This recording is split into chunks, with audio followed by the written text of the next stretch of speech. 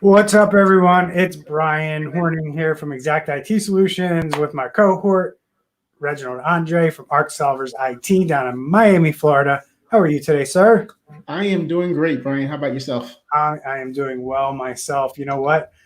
I feel really bad because I forgot to check my mic and see if I'm using the right mic today. I am. So we are good. So technical difficulties. I am not a podcast expert by any stretch of the imagination, but I do my best. So welcome to episode 20. Are we at episode 20 now? I believe so, yeah. Man, we are getting up there. It's like, so this week we're going to talk about a couple of things. We're going to jump into some article that was written by the Credit Union National Association around cyber attack risks and how this one, I guess, person or company got hit. And we're going to talk about that. And then we're going to jump into a few cyber attacks that we're going to dissect a little bit and what it means to you and your business and what you can learn from it. And then I want to jump into a little quick at the end here about an FBI advisory that we have, and then something about smart cities that basically the CIA is giving a big warning on. So I wanted to kind of cover that. But before we do, how was your week, sir? You know, it was great. As last week we talked about how I let go of a employee. You're causing all kinds of problems. Is that you? Sorry, that's my Facebook. Sorry about that. So last week, is it off? It's not Facebook. Go ahead and talk, Brian. All right, thanks, brother. Go ahead, you keep talking. You're good. It's gone. I still hear it. Okay, it's gone. Okay. So essentially, last week, I unfortunately let go of one of my key employees, but I actually feel good about it because I was afraid that, you know, he kind of knew everything about the company and about our clients and things like that. But the reason I feel great is because we went a whole week and we survived. You know, the world didn't blow up. We weren't lost about anything. And I'm confident that moving forward, we're going to, you know, our team is going to really do a good job in filling those shoes that he was filling. Oh, man. That's nice. So we didn't have a lot going on this week. Like I said to you in the green room, you know, we're just plugging away here. I'm excited to get out of town next week. I'm going out of town the next 2 weeks on some business trips. I'm very excited to get back to that. I didn't realize how excited I would be, but I'm pretty amped up about getting out of town. I haven't really traveled out of the Philadelphia region since before, you know, when COVID started back in March of 2020. So I am super excited to get back on that horse, connect with my peers, connect with my my IT people, both down in Orlando, and then the next week I'll be in Austin, Texas. So I'm looking forward to it. So it should be a lot of fun. Awesome.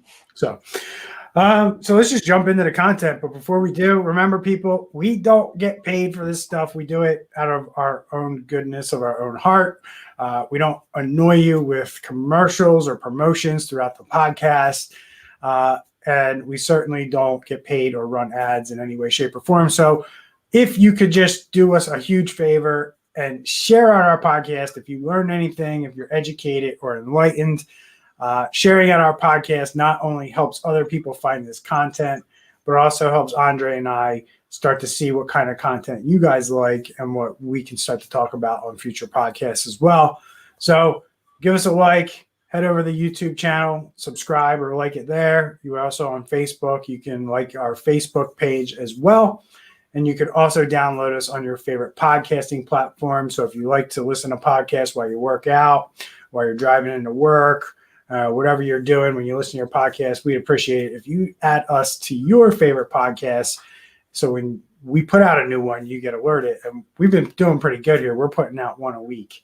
Mm-hmm. And we're like we said, we're up to episode 20, and we're real excited to it. And a big shout out to Forrester's Jay McBain for putting us in the IT Channel's top podcast for 2021. We appreciate that accolade, sir, and we know that our peers voted us on that, so we know it wasn't just you. So we thank everybody in the IT community who promoted our podcast and let foresters know that we have one of the better ones out there. So thank you. We appreciate it. So I'm going to share my screen here, sir, and we're going to get into talking about this ransomware, or was it a ransomware attack that happened? You told me it was Ryu, correct? Yeah. Yes. So we got a ransomware attack that happened to a company, and Andre is going to give us, I don't know why, there we go. Andre is going to give us the lowdown on what happened here. So go ahead, take it away, Andre. And what happened here? Why do we even want to talk about this? Sure, and I just sent you a link to the one I'm about to talk about. That's going to be for the next one you're showing. Oh, it's not this one? No. Got it. All right, awesome. So essentially, we have a institution in Europe that's doing COVID-19 vaccine research, et cetera. And they had an incident where they were not able to work for about 3 weeks because of a pretty much, I want to say it's a pretty much stupid reason, where they had a student essentially was looking for some software related to data visualization. And what the student didn't want to pay the $100, and I'm sure it wouldn't have even come out of his pocket, but he essentially didn't want to pay for the license. And he Googled and looking for this particular software, he looked for what is called a crack software. And that is when you're buying something unlicensed and there's been ways where the program can work without being purchased. So after he found the software, he downloaded the software, and then his antivirus kind of pops up and says, hey, look, we don't think this is legit. Don't do it. So so then he decided, you know what? Nope, I'm going to go ahead and continue. And he decided to disable the antivirus and let the installation continue. A couple of days later, there's issues with the network, and that's when we have where we are now. So have you ever seen this before in your life? Like, have you ever seen anything like this before? I haven't, but the interesting thing is they actually got with Sophos, which is their security router vendor, to investigate. So it's interesting because this is probably how it happens a lot of times. It's just a lot of times being reactive and not investigating exactly how it happened. But to hear that a multi-million-dollar industry, and because somebody didn't want to pay a couple of $100s for a license that wasn't coming out of his pocket, and now they're in this scenario. So I've worked with companies, and it's been a long time because a lot of companies don't really deviate from what we recommend that they do. Mm-hmm. But back in the day, this was very commonplace. And I would imagine that with other IT companies and other MSPs, or if you don't work with a professional, there's probably a very good chance that you're doing this in your business. Like, you're looking for free software, pirated software, downloading things off the internet and not paying for them. This isn't as uncommon as one would think. I know we've walked into companies before and they've used, we do an audit of their office, and every office installation in a 60-person company has the same key. Right. Right. So, and then you find out, like, where'd you get the key from? And, they downloaded it off, a peer-to-peer network. And, the key was included in the zip file that also had like 20 viruses attached to it. Mm-hmm. So I mean, I've seen it before, and I've seen it on a multiple levels. But this is what we try to teach companies: that, like, you number one, you can't do this stuff, right? And that's kind of like the elementary like analysis that you look at this and go, yeah, that's pretty stupid, or I wouldn't do that, or maybe somebody didn't realize you shouldn't do that, and it's like, okay, now I understand why. But I've also seen it where employees, not out of malicious or not trying to save a buck, but they're just trying to get work done. And they go out and they download a free tool off the internet because they think that free tool will help them do, something that they're trying to accomplish in Excel or something like that. And they go out and they download it and they install it. And then the next thing you know, they have a virus. So have you ever seen anything like that? Because I know I have. Like, it's like, why did you download this? And a lot of times you ask them why they downloaded it and they tell you, and you're like, well, that wouldn't have helped you with that. Yeah, I mean, funny enough, I had that incident about 4 days ago where one of our clients was looking for like something for graphics, and they were looking for a graphic. They went on Google, they went on images, they downloaded the graphic, and then our red alert came on saying that there was something happening with this computer. And then when we called them, same thing, like, yeah, I was just trying to download this. I'm doing a newsletter and I needed a graphic that says Happy Monday. Yep. And that's literally how it goes down. I mean, people don't think that it's this easy and this silly, but this is how hackers achieve what they achieve. They literally do things like this that seem so silly or seem like, how would anyone ever fall for that? But this is like how like 60 to 70% of cyber attacks go down. So we're not talking about this one, are we? Yeah, we can. Yeah, okay. I don't know much about it, so I'm just gonna let you take off from it. So next article we have up on the screen here, prepare for the next cyber attack. 3 steps. Is this 3 steps that we agree with, or 3 steps that we're going to tear apart? No. 3 steps we agree with, and it's things that we've been saying since episode number 1. Just to go back real quick to the last article we were talking about, this kind of also like a lot of times when I'm talking with our clients, they always say, oh no, like the managers kind of put themselves, or the supervisors or the owners put themselves in a pedestal to say, oh no, me and my guys, we know better. We would never do stuff like this. Like, like we don't need the protection type of thing. And then I've even seen issues where people are literally just trying to download a Microsoft like Office application, for example, for whatever reason. And I just did a Google search that says download Microsoft Office.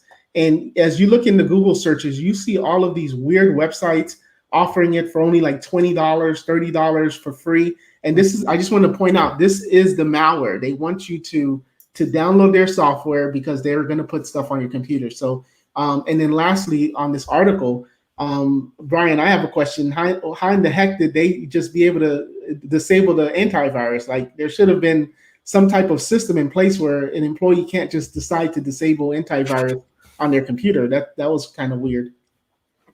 It's not weird. It's common.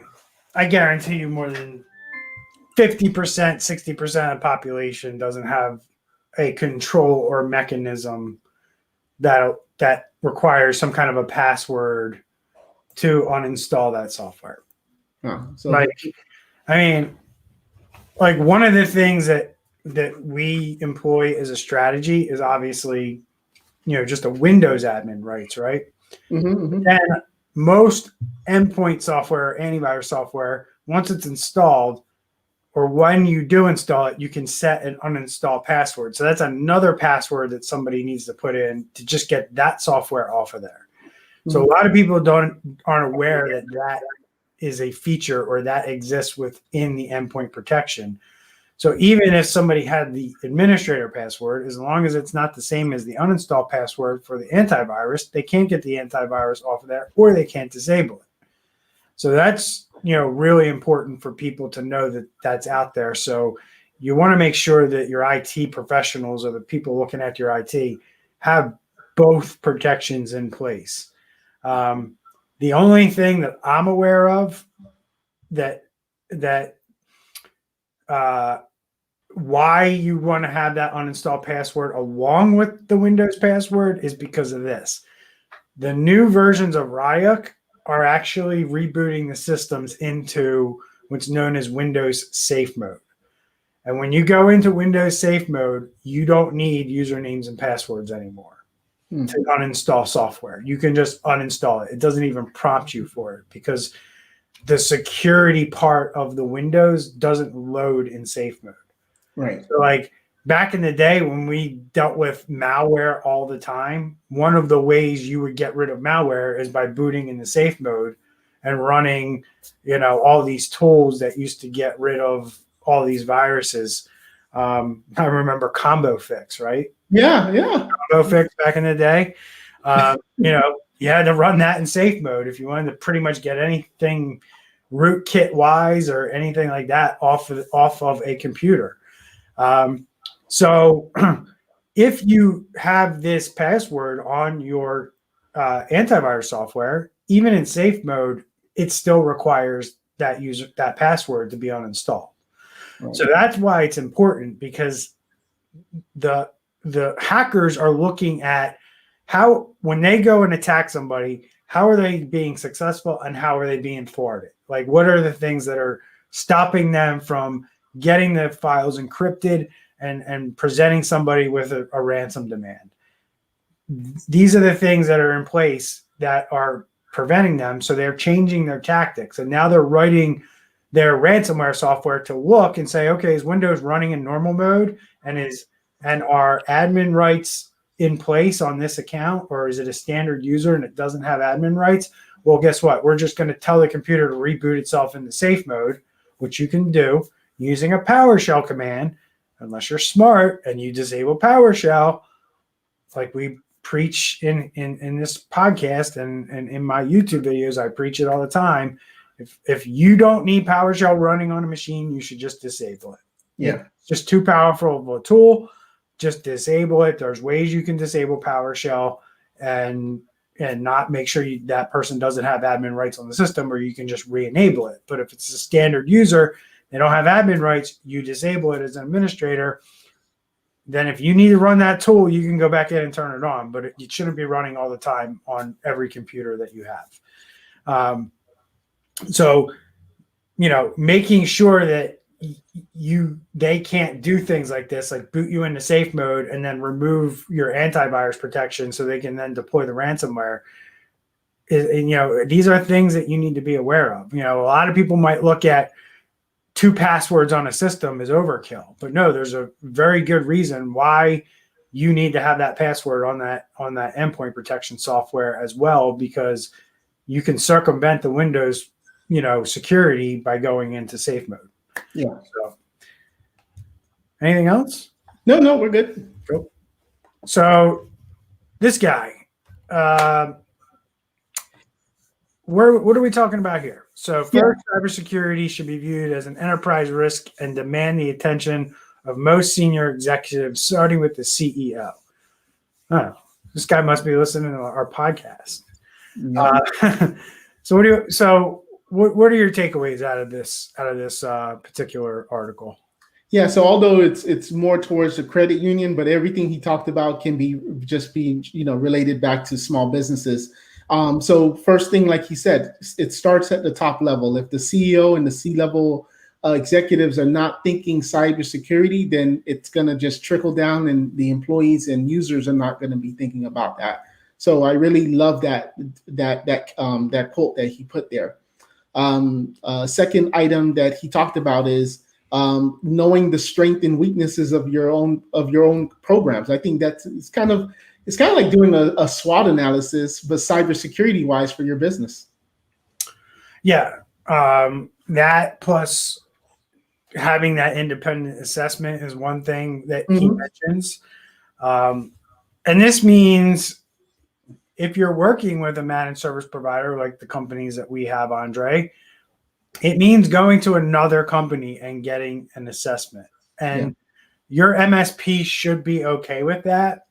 And the way that you want to do this is you don't want to do it as like okay, we're going to bring in this third party to check up on you, and it be like a cop or police or cop type situation where they're coming in to see whether you're doing a good job or not. You want your IT provider, your IT director, your IT department, or your MSP to work with this assessor or this other IT company together so they can improve your security posture. It's not a gotcha type of exercise. It's a let's just have somebody double check this. Your MSP might do a great job, might provide you with quarterly assessment reports and here's where we're going and here's everything that we've done and here's all the boxes we've checked and this is how secure you are.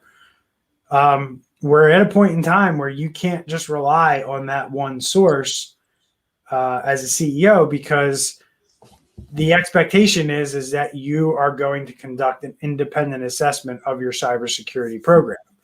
Now, if you're running your own IT department with your own employees, you can just hire a company like an MSSP to do the independent assessment on your own staff.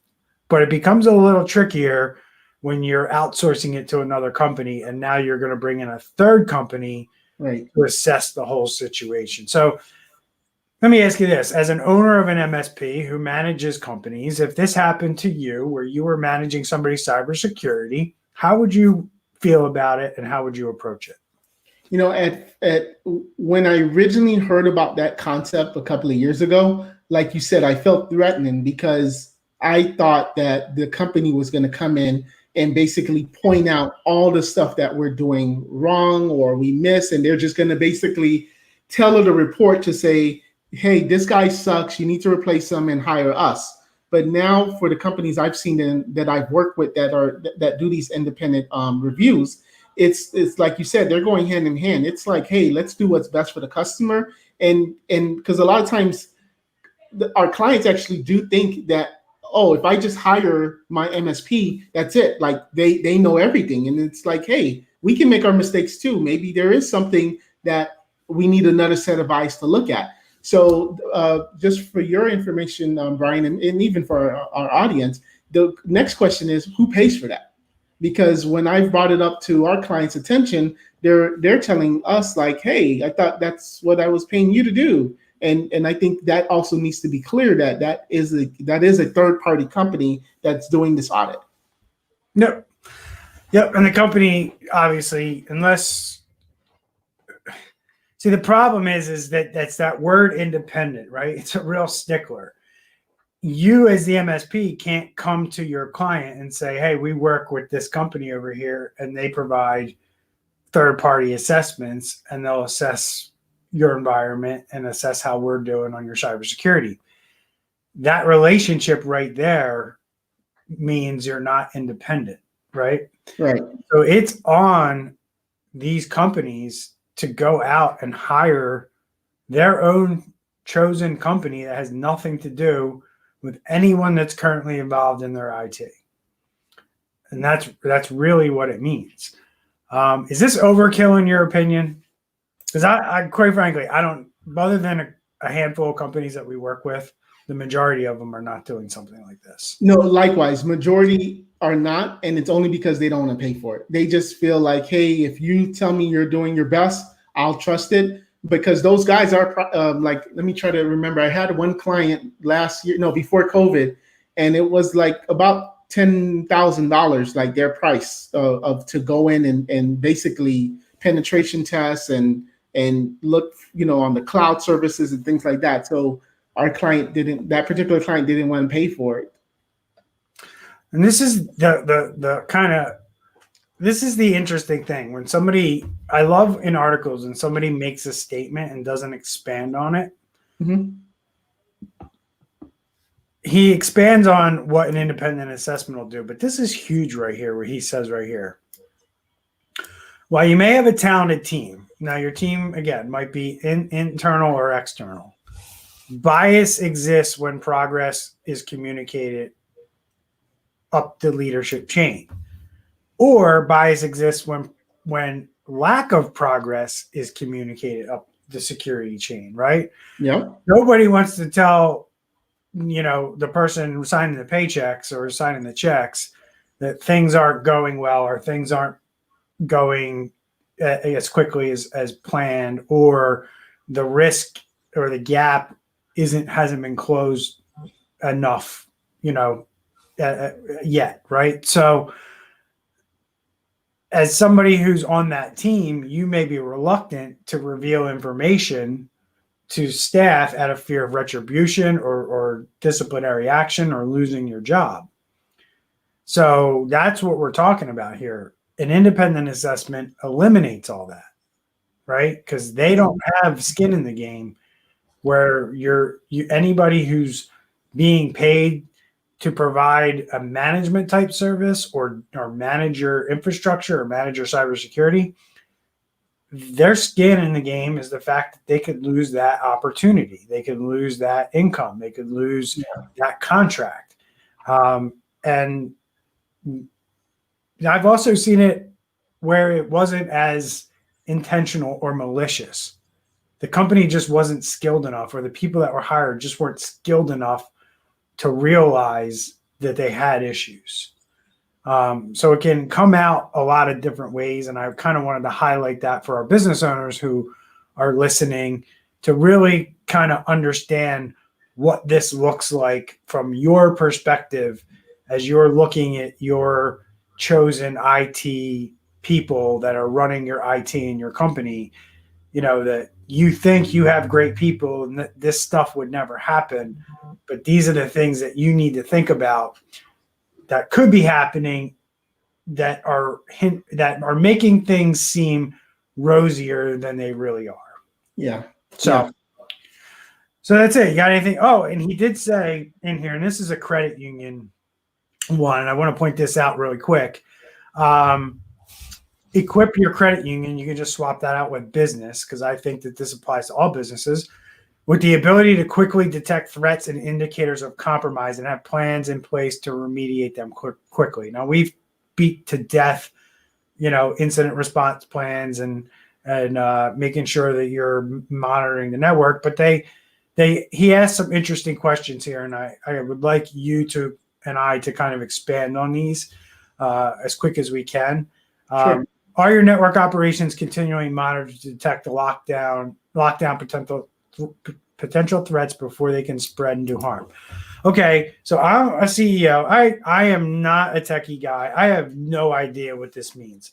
How the heck do I get my network operations continually monitored and lock down the potential threats before they spread? And that sounds really expensive to me. It's not, especially if you look at the other side, where if you did have a situation, how much more expensive that's going to be. We do that at a very, like, for example, the continuously monitored. Our company, as far as our employees, are not a 24/7. Like our 10, 11 employees are, 8 to 5, 8 to 6. But we partner with another company, which is what is called like a SOC services, and they are after hours, and they're essentially 24 hours. And they're not that expensive to use a service like that will monitor the computers in the network pretty much 24/7. Right. So, and I agree with that. But so just if you're a business owner, what you're looking for here is you're looking for something called Security Operations Center, or SOC, SOC, not to be confused with SOC certifications or anything like that. Right. It's known as Security Operations Center, just like NOC, which is Network Operations Center. The difference is network just makes sure that the hardware and the software installed on your network is running optimally so you don't have downtime. Security Operations Center takes care of the security. They monitor your network and they detect and lock down threats before they can spread harm.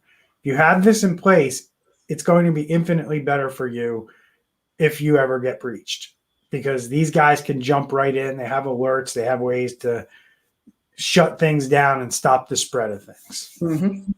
So next one, is your team knowledgeable and informed about today's threat environment, where vulnerabilities are being exploited across financial services sectors, and what to watch out for? A SOC won't do this, guys. So just understand that a SOC will monitor what you have, but they're not going to go unless you're paying for them to do it. But a typical SOC service is just monitoring kind of what's going on, right? It's looking at the traffic from a 35,000 foot level and looking for, traffic that veers off the normal, right? So being knowledgeable about the vulnerabilities that are being actively exploited and what to look for and how to deal with them is more of a compliance and remediation type services, which is more expensive than a SOC. Would you agree? Yes. Okay. So this is kind of like, SOC is level 1. Level 2 is now you have somebody actively scanning for vulnerabilities on your network, identifying them and closing them, right? So anything you want to add to that before I move on to the next one? Yeah, I want to highlight the word knowledgeable because it's something that you actually taught me for my business, where I need to be sure that my staff is not just stuck at their Windows 10 certification, and that they're always continuing to improve and always getting certifications. They're going on Facebook groups, LinkedIn groups about security and learning what, the alerts that are coming out. So just not staying in a bubble and thinking just because you got your education 10 years ago from one place, now all of a sudden you're the golden child and, you can't be touched. So I think that's very important, that always be learning. Yeah, and that's important for anybody who runs their own IT operations in their company with employees and doesn't outsource it, because now you're burdened with the task of making sure that your team and your bench strength stays strong and that you're getting this knowledge into your team, or you're hiring the knowledge to bring into your team. Both of those options can get very expensive if you're trying to do it on your own, which that's one of the advantages of hiring a managed service security provider to do this for you, because they handle all of that. They handle, the training, the certifications, the career growth of the technicians and the engineers in their team. So you don't have to, right? So these are the advantages, and these are the things that you need to think about if you're doing this internally. The other thing is, if you're doing it internally, does your staff actually have the bandwidth to take this on, to do the training, to do the things? This stuff requires time, and it's very time consuming. So does your team have the knowledge to run the tools to find it? And then once they do find it, do they have the knowledge to patch it or get rid of the vulnerability? That's all stuff that has to be learned, and you have to gain that knowledge. What I can tell you is a lot of guys don't necessarily want to make the jump from being the guy who makes sure your hardware and software runs, your network administrator, to a security guy. So you might have a really good guy who runs your network and he's set everything up and everything runs smoothly. But when you task him with, okay, now you got to handle our security, A, he might not be the right person for the job, and B, he might not have any interest in getting in security and wanting to pile on more training and more knowledge and more certifications to what he already knows. The days of the jack of all trade in IT are dying a slow death. Would you disagree with that or agree with that? No, I agree. So everybody, just like doctors, we're getting specialized in what we do.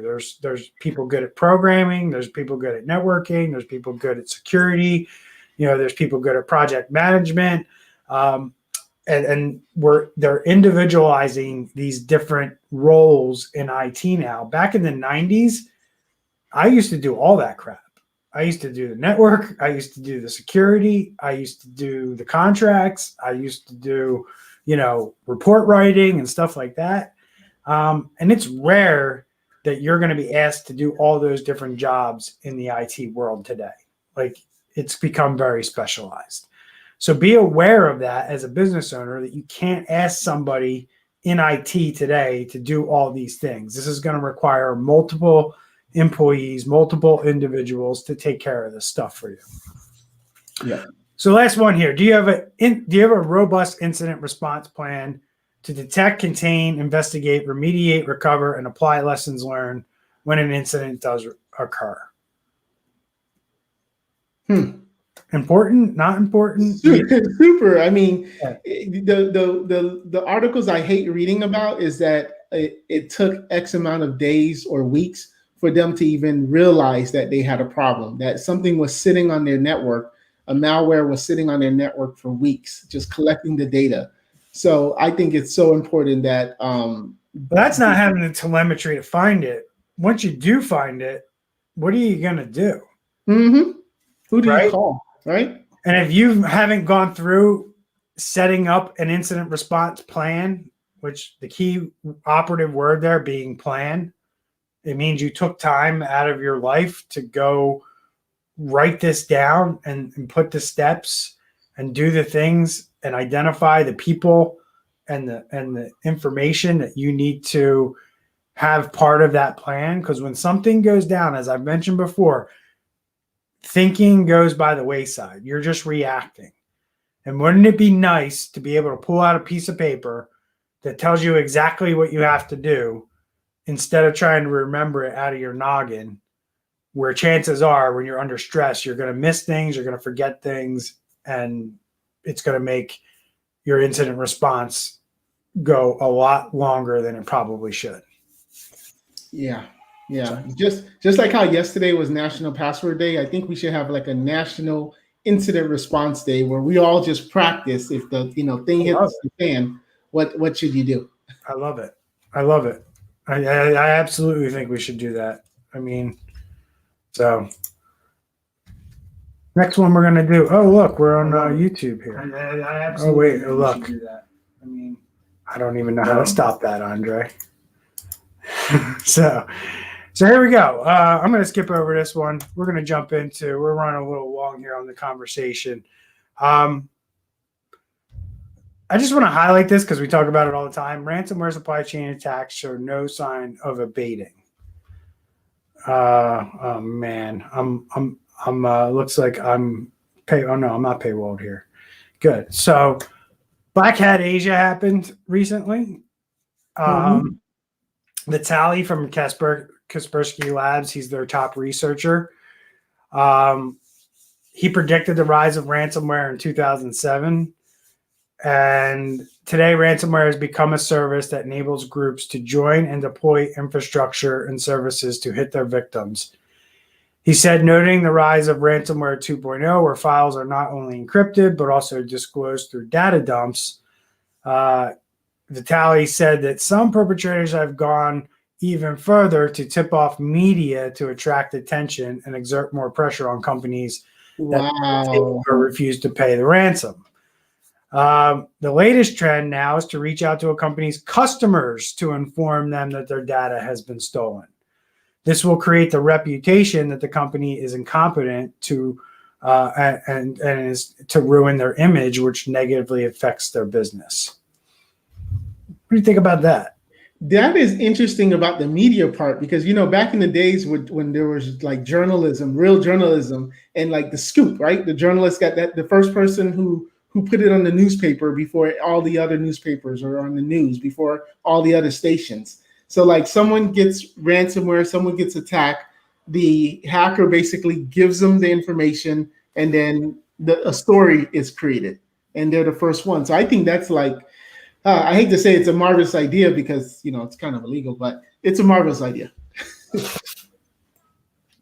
Yeah. And then, I guess one of the things I'm looking at, I just skimmed through this article quickly.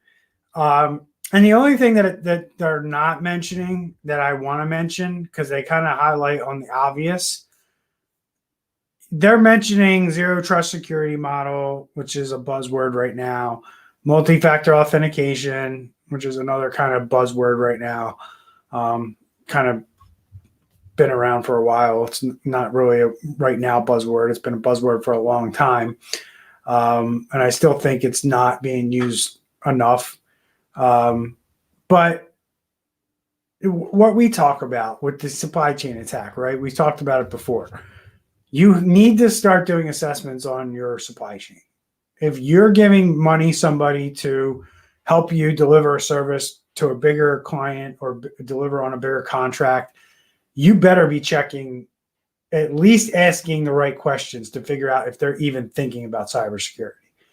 And I think that that's what this is missing. And if you don't know what I'm talking about without me going into what we went into on a couple podcasts ago, go look up our previous podcast on supply chain attacks. I think it was episode 18 or something like that. Go back to that episode and check it out. We talk about supply chain in detail in that podcast. So moving right along, sir. Russian ransomware group. I'm just getting yelled at by these websites. Russian ransomware group claims credit for cyber attack on DC Metro Police. Any surprise here? Nope. So I'm just going to ask a question. And the only reason I'm asking this is because you kind of know what I'm doing behind the scenes. I don't want to reveal it here. But, I have had conversations with people about certain things. And one of them is the difference between what's going on in the tactics used by Russians versus the tactics used by other countries, say North Korea and China, as an example. Okay. Why do you think it is? And I'm just going to ask your opinion. I have my opinion that I'm not going to share today. But why do you think we're always reading about Russian ransomware groups and not Chinese ransomware groups? Or do you even agree with that statement? Do you agree that we read more about Russian ransomware groups than Chinese ransomware groups? I think that's a political one there. But I think because we do so much business with China that they cannot just point the finger, even if it is China, they just can't point the finger at China. And I don't know if that's what the direction you're going there, Brian. But no, I'm going in. We know about Rebel. We know about Riot. Mm-hmm. We know about Babook, and I could go on and on. Mm-hmm. The biggest difference for me is that the Russians deploy ransomware. The Chinese just sit on your network and spy on you. That's my own opinion. Okay. Right? And that's the difference I see between the two threat actors. And if I were to even throw the United States into the mix, because I'm not saying we're not guilty of this, but the United States probably is more like China than Russia. We're not running around deploying ransomware around, as a state-sponsored organization, right? So, I mean, you can disagree with me and just say so, but I just feel like when I read news articles, I'm reading about Russian hacking groups deploying ransomware, and I'm not really reading Chinese hacking groups reading about ransomware. The Chinese were responsible for the Microsoft Exchange stuff. They had a foothold on a lot of companies for a long time and did nothing but spy. Mm-hmm. When that information got out in the wild, then we saw ransomware attacks being exploited through that vulnerability. But the Chinese were playing with that vulnerability for a long time before it hit the street. Right. No, it's very true. And the Chinese government in that aspect has always been known to be patient, and I think that's a great point. I think also money-wise and the economy in Russia versus in China, where these hackers I don't want to say need the money more, but I think the circumstances are also a lot different as well. So yeah, I don't know what the deal is. I have my own opinions, and like I said, I'm not going to share them now because I'm working on something that I'd rather not share those here. I'd rather them be shared where they're going to come out first. So it'd be interesting to see where this goes, but we got a lot of Russian ransomware happening versus other countries. Yeah. Read what you want into that. But that's kind of where we're at with things. So Cyber attack on Illinois Attorney General office appears far worse than first thought. Well, no kidding, because Andre and I talk about this all the time. Yep. Illinois' top law enforcement agency has been under attack now since at least April 10th, almost a month.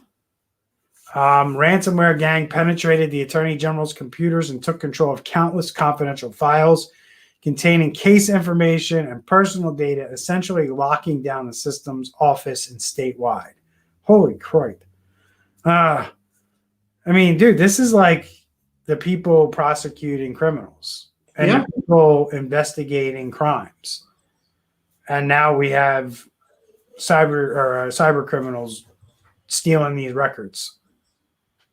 The evidence, the tactics, like the cases, the informants, like all of this information is like, it's not even, I mean, I know it mentioned emails and social security numbers and things like that, but there's just so much more to it that like it's going to be like so devastating to the citizens of this place.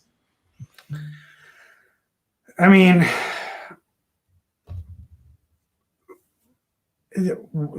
I'm just curious as to this statement here. That's why the breach needs to be sealed. Precautions put in place, safety measures put in place going forward so that people will feel comfortable moving forward with their case at the Illinois Attorney General's office. I mean, the damage is done.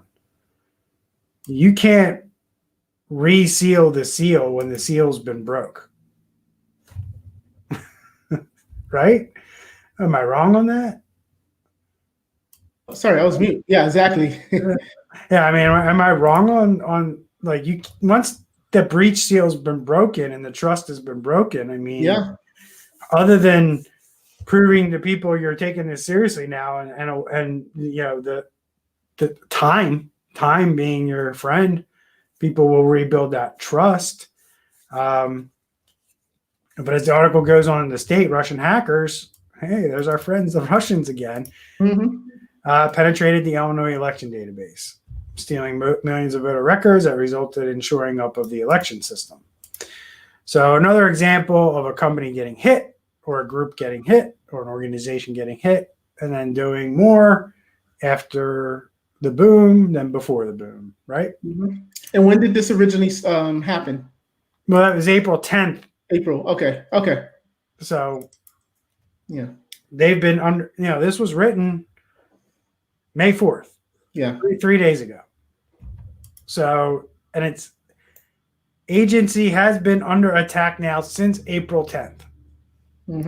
So it's almost a month that they've been dealing with it. Right? So, all right. So these two things are related. And I just wanted to kind of talk about this a little bit, because when the FBI and the Cybersecurity Information Authority for the United States, CISA, comes out with these reports,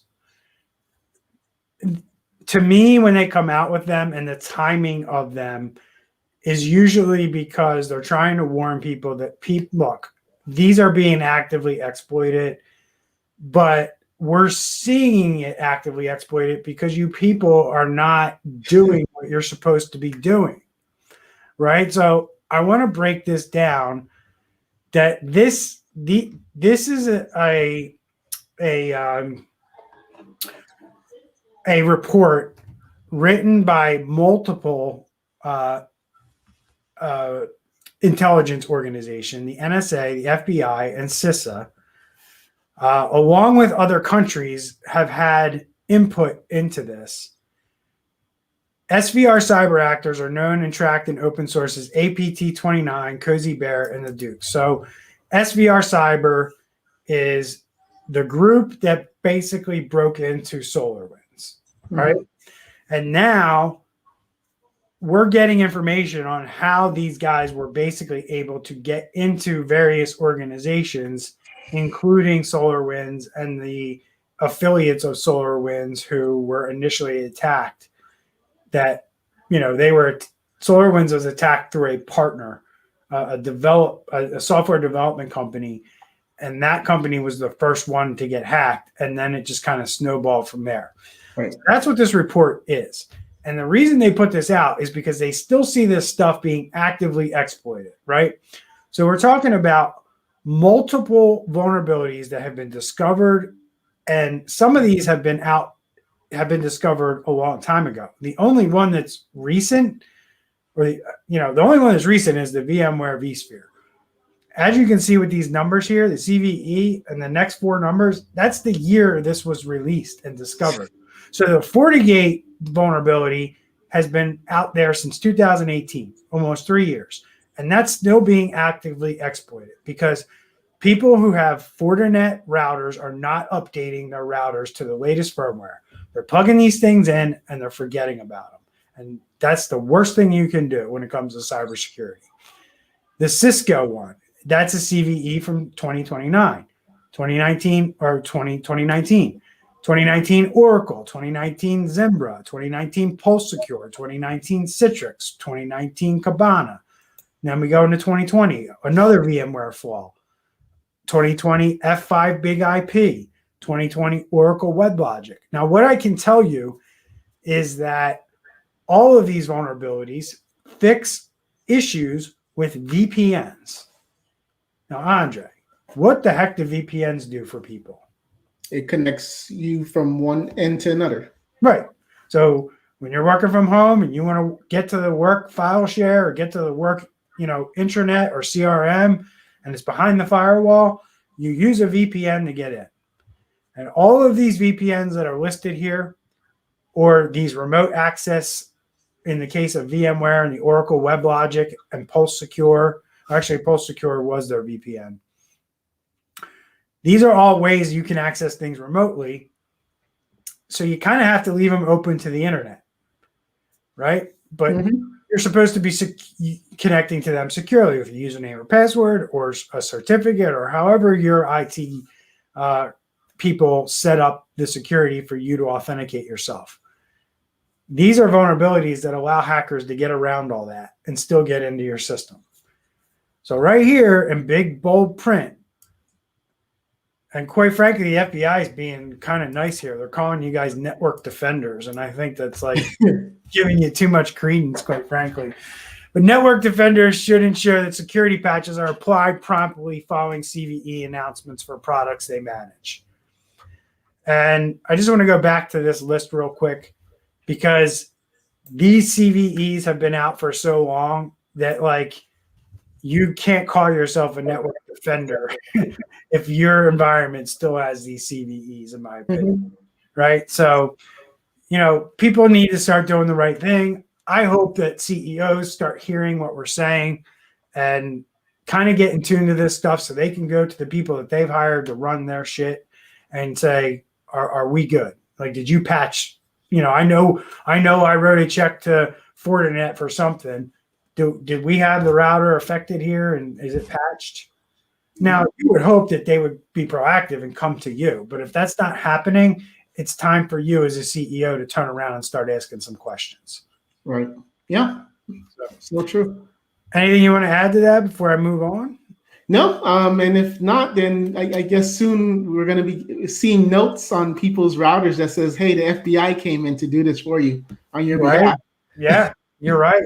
Or they're going to get a phone call or an email or a knock on the door saying, hey, just so you know, we had agents remote into your router and disable X, Y, and Z. I mean, I don't think they can get in there and remove any kind of, or they're not going to update a firmware because that's not possible. But if a group puts in a foothold, puts in a malicious. So once they get in, what they can do is they can put a backdoor in that's not related to the vulnerability. It's their own backdoor that they built. So when you patch your firewall, because they were already in there and they put a second backdoor in, they're going to use that backdoor to get in. Yeah. What the FBI did in the case of Microsoft is exactly that. They identified backdoors that the Chinese had put in. So in the event that the Exchange server got patched, they still had ways to get in. The FBI went in and got rid of those. And I don't think it's actually a bad idea if the government can, produce the list and send it via mail with an official letterhead that says, we've identified your router as being outdated. Please contact whoever you contact as your IT vendor. Right. You know. So last topic I'm going to jump into today, and it kind of builds off of the IoT stuff we've talked about previously on the podcast. And I want to kind of tie this to what I talked about a couple weeks ago on the podcast, which is, the average person needs to start considering all these devices that they're putting in their home from the aspect of somebody has to maintain them. They can't just plug them in and set them and forget it. Just like I talked about with the Fortinet routers and gateways, you can't just plug them in and leave them there for 10 years and let them run and expect that you're not going to have to do some kind of maintenance to them. It's the same thing with all this stuff. And we're building these smart cities, right, with sensors and cameras and 5G radios and all that stuff is being built into all these devices. And companies are at a pretty good clip are slapping these devices on the sides of buildings, inside of buildings. And you're becoming part of this network and this ecosystem that's going to allow, it's that big data that you keep hearing about, that's going to allow governments and companies to make decisions around the data that these devices are collecting. And I know that's a lot. I just said a lot there, and there's a lot behind what I just said, and a little bit of it is even scary to me, that we're going to have all these devices all over the place that are going to be able to kind of collect data, and then somebody's going to be able to analyze that data. Not that it's not happening today, but the scale it's moving towards is just like, and as you can see on this map here, like you can just see like how this is laid out. So what this talks about is spy bosses are warning cities that, like, you need to look after this stuff. You can't just start throwing up these sensors. You can't start building out this infrastructure without having somebody maintaining these devices and making sure that they're not being hacked, not from just, hey, is the firmware up to date, but monitoring the devices to determine if somebody has a foothold on that thing because they figured out a vulnerability before the rest of the world did. And that's kind of, this all goes back down to the home too, right? This is exactly what each individual needs to do at the home level. So like, we're moving towards a point in society, in my opinion, where updating devices is going to be like cutting your grass. I like that. Yeah. So, I mean, like, that's where I think we're going, because it's like, you own a home, you're either paying for your grass to get cut, like assuming you have a lawn, you're paying for your grass to get cut, or you're paying for, you're doing it yourself, right? And that's going to be the same thing with this stuff. You're either going to hire a security company to take care of this stuff in your house. And on this scale, cities are going to have to hire IoT experts to install, manage, and maintain, and analyze the devices for compromise. And it's going to happen in those levels, right? The first level being somebody's got to get them out there and somebody's got to install them and make them work. The second level is, okay, somebody's got to monitor these things and make sure the firmware is up to date and make sure that they're running and they're efficient. And then the third thing is somebody actually looking at the telemetry on these devices. And what are these devices doing? What are they collecting? What are they transmitting? And there's going to be a big market for that. There's going to be a huge market for companies that can go in and analyze and figure out the telemetry on these devices. Mm-hmm. And homeowners are going to have to do the same thing, or they're going to start getting hacked left and right too. Yep. So, their street lights are going to be turned off. Like, it's going to get. I mean, right now it's your. I'm going to say just your social security number, right? Because we're reading these articles all the time, and we're just seeing social security number and thinking like, oh, all right. But I mean, it's going to be street lights. It's going to be your thermostat. It's going to be your. It's going to be driverless cars. Yeah. Oh man, don't go there. Right. That's And well, I'm wow. going there because Wow. that's where we're going. I mean, that's where we're going. Like they're building this so they can monitor the city, Yeah. in my opinion, so we can deploy driverless cars. Hmm. Like, because in order for driverless cars to be effective in a city, you can't use satellites like you can in the suburbs and the rural areas. These sensors are going to be how these vehicles move about in the cities. And that's really where we're moving to: smarter cars, smarter robots, and all these sensors that are all over the place that give people data and information. So it's good stuff. It's good stuff that I think we're moving towards, and it's going to help humanity and society and economies around the world be faster, be better. But it doesn't come without a cost, and the cost is security right now, and people need to pay attention to it. Yeah. So when you have, the NSC, the GCHQ, and probably the CIA involved in this and saying like, hey guys, we have to make sure that we're doing this the right way. This is what it means. And like we gave you a little bit of detail as to what that's looking like, how that's going to roll out. But we can't just throw these devices and say, oh, look, we throw up a device and now we have this great technology, right? We got to make sure that we're maintaining it and keeping it secure. Do you have any there are disadvantages of doing auto update, but are you opposed to just making sure that devices are auto updated? I mean, I'm completely against auto update. I don't auto update anything because it just I've been burned too many times. No, definitely. I mean, you auto update. I guess the thought process there is right. You auto update, and your stuff's up to date. You just check the box. Auto update this when an update comes out. And I'm talking that day you walk in and the device isn't working, and you're like, "Oh, why isn't it working?" Well, it updated and the update failed, or I don't know. My whole philosophy on that is you got to run those updates in a test environment, and you got to test them first to make sure they don't take down the systems,